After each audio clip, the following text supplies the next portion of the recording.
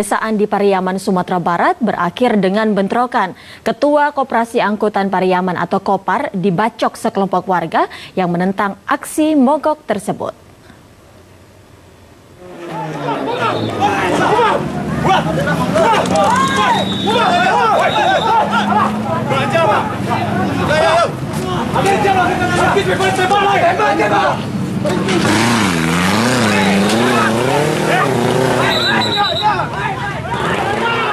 Rinaldi, Ketua Koperasi Angkutan Pariaman, Sumatera Barat ini berjalan sempoyongan setelah punggungnya terkena sabetan senjata tajam saat terjadi bentrokan antara sopir angkot desa yang mogok dengan sekelompok warga Pariaman yang menolak pemogokan.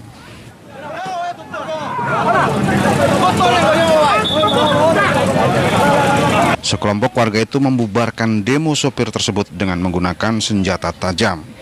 Aksi mogok para supir Angdes yang sudah berlangsung sejak 1 minggu itu menolak pemindahan terminal dari pusat kota ke pinggir kota.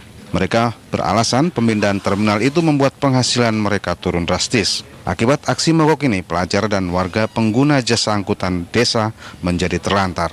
Arset Kusnadi melaporkan dari Pariaman, Sumatera Barat.